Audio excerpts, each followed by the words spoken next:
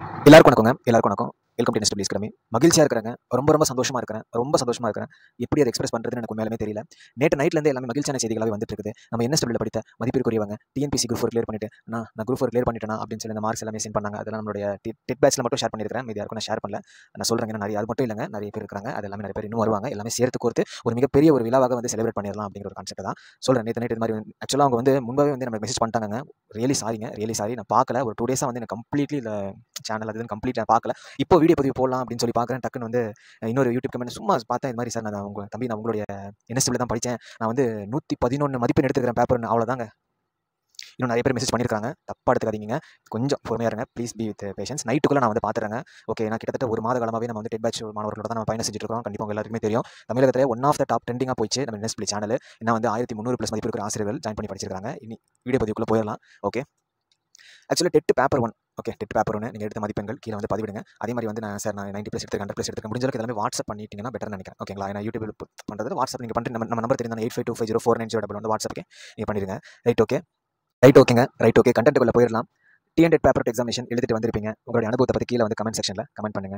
Examination எழுதும் போதே நமக்கு தெரிஞ்சிருங்க நம்ம எவ்வளோ மதிப்பெண் எடுத்திருக்கோம் என்ன அப்படின்னு சொல்லி. வந்த பிறகு நம்ம ரெஸ்பெக்டிவ் டிப்ஸ்ல எல்லாமே நமக்கு வந்து ஒரு டென்டேட்டிவாக வந்து அவங்களே எடுத்து ஷேர் பண்ணுவாங்க. அதுக்கு மிகப்பெரிய ஒரு ஹேட்ஸ் ஆஃப் அவங்களுக்கு. ஸோ அதை நீங்கள் பார்த்தீங்க அப்படின்னா நம்ம கன்ஃபார்மாக ஷூராக இப்போவே நம்ம சொல்லிடலாம். ஓகே, எனக்கு தெரிஞ்ச 90% இப்போவே நம்ம வந்து இவ்வளோ தான் டெட் கிளியர் அப்படின்னு சொல்லி அந்த ஒரு கேஸ் பண்ணிடலாம். ரைட்டுங்களா? அப்போ உங்களுடைய அனுபவத்தை நீங்கள் கீழே வந்து கமெண்ட் செக்ஷனில் கமெண்ட் பண்ணுங்க.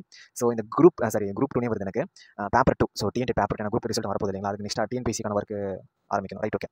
இப்போ பேப்பர் 2 அப்படின்னு பார்க்கும்போதுங்க, நமக்கு மார்க் ஸ்கோரிங் சப்ஜெக்ட்ஸ் அப்படின்னு சொல்லி பார்க்கும்போது எங்களை பொறுத்த வரைக்கும் தமிழ் அண்ட் தென் இங்கிலீஷ் தான்.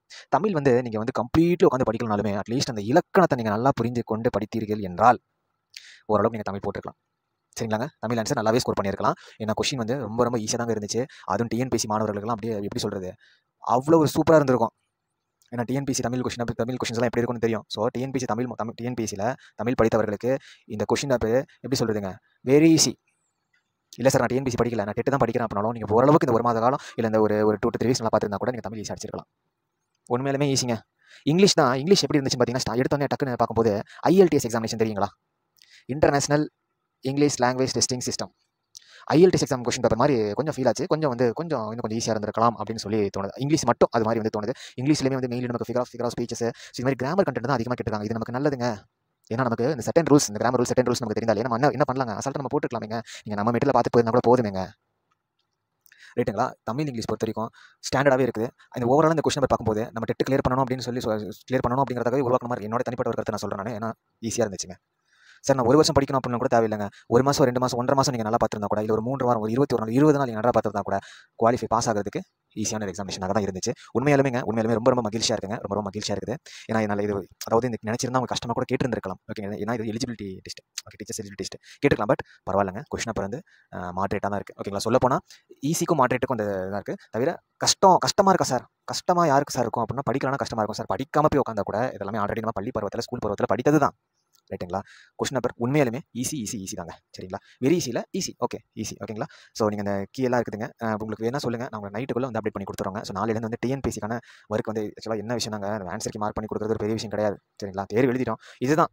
ஓகேங்களா? தேர்வு எழுதி இப்போ OMR ஷீட்லங்க நம்ம ஷேட் பண்ணிட்டோம் அப்படின்னா அவ்வளோதாங்க. அதே மாதிரி தாங்க எக்ஸாமினேஷன் முடிஞ்சுன்னா அவ்வளோதான், எழுதிட்டோம். அதுக்கான என்ன ரிசல்ட் அதுதான். இப்போ நம்ம என்ன பண்ணணும் அப்படின்னா, அடுத்து நம்ம என்ன பண்ண போகிறோம் அதுதான் முக்கியம். முடிஞ்சு விட்டது, பாஸ்ட் வந்து முடிந்து விட்டது. சார் நான் கிளியர் ஆகிற மாதிரி இருக்கா? ரைட் ஓகே, கிளியரான சந்தோஷம் தான். அடுத்து நம்ம மதிப்பு எக்ஸாமினேஷன் அடுத்த கட்டத்துக்கு நம்ம ஆகி ஒரு ரெஸ்பெக்ட் கவர்மெண்ட் டீச்சராக போயிடலாம். அந்த ஒரு கான்செப்ட் தான் கிளியராக. இப்போ நீங்கள் டெட்டுக்கு வந்து ஒரு சிலபஸ் படிச்சிருப்பீங்க. ஆமாம் தானங்க? இந்த சிலபஸ் படி நமக்கு எந்த எக்ஸாமினேஷன்லாம் நமக்கு யூஸ்ஃபுல் ஆகுது, இந்த சிலபஸ் அப்டேட் பண்ணி படிச்சு இந்த தேர்வில் நம்ம எழுதலாம் அப்படின்னு சொல்லி இப்போ நீங்கள் ஒரு காம்படிட்டிவ் ஃபீல்டுக்குள்ள வந்துட்டீங்க. சரிங்களா? அப்போ நம்ம டிஎன்பிஎஸ்சி போகலாமா, இல்லை வந்து SSC போகலாமா, இல்லை ரயில்வே எக்ஸாமினேஷன் போகலாமா, இல்லை IBPS போகலாமா, எல்லாமே ஒன் பை ஒன் அப்டேட் பண்ணுறேன். யாரும் ஒன்றும் ஃபீல் பண்ணிக்க வேணாங்க. நல்லா எழுதிருக்கீங்க, கிளியர் பண்ண போறீங்களா, சந்தோஷமாக என்ஜாய் பண்ணுங்க, அவ்வளோதான்.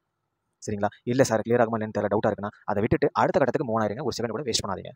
அவ்வளோதாங்க. ஓகேங்களா? ஆனால் டிஎன்டெட் கிளியர் 100+ மேலே எடுத்துக்கிறவங்க கீழே வந்து கமெண்ட் செக்ஷனில் கமெண்ட் பண்ணுங்க. ஓகே, அட்ரஸ் நான் குவாலிஃபை மார்க் மேலே எடுத்துக்கிறேன் அப்படின்னாலுமே கீழே கமெண்ட் செக்ஷனில் கமெண்ட் பண்ணுங்க. எப்படி இருந்துச்சு அப்படின்னு சொல்லி சொல்லுங்கள். ஒரு சில பேர் என்ன சார் கஷ்டமாக இருந்துச்சு நீங்கள் ஈஸியாக சொல்கிறீங்க அப்படின்னு சொல்லி நினைக்கலாம். பட் உண்மையாலுமே ஈஸியாக தாங்க இருந்துச்சு. சரிங்களா? ஈஸியாக தான் இருந்துச்சு.